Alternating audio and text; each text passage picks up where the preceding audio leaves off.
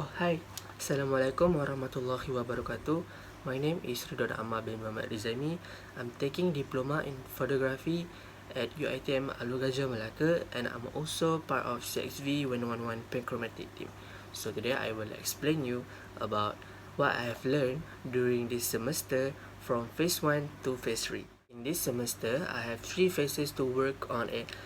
In phase 1, I have learned about basic thing on camera, which is aperture, shutter speed, and ISO. So let's start with aperture.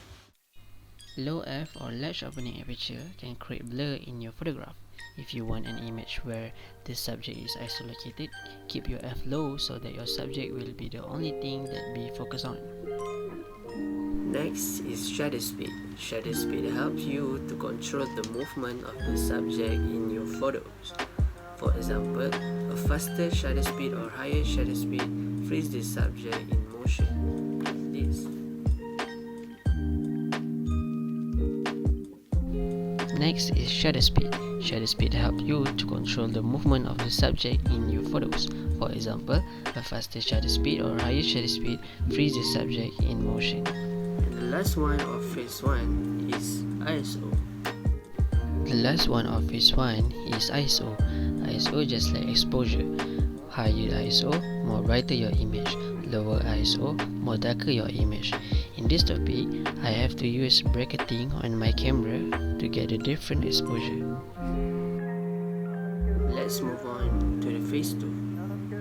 In this phase, first I have learned about light direction. Light direction is a light position or lighting direction to your subject. In photography, we can use 2 different light, which is artificial light and natural light.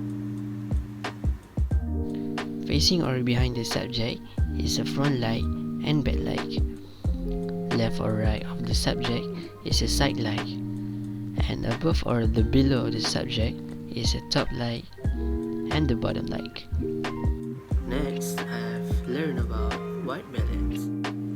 White balance is a feature that ensures that the color white is reproduced accurately regardless of the type of lighting under which a photo is taken. White balance makes sure your picture turns out with the appropriate color tone for the lighting light. You can use it to add a color cost to your photos.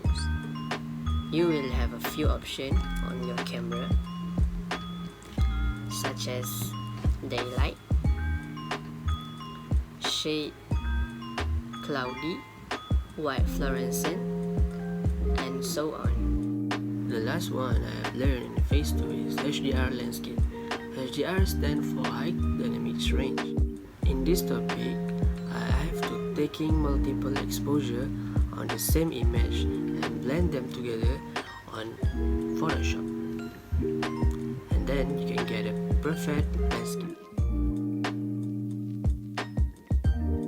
In phase 3, I learned about composition. The first one will be camera shot, which is extreme long shot, mid shot, close up, and extreme close up. In this topic, I have learned that the apparent distance between the camera can greatly affect the overall message conveyed by a picture.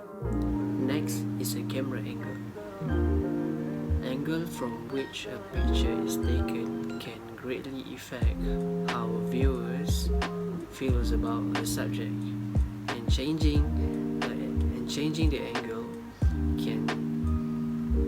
can suggest a different meaning to the audience.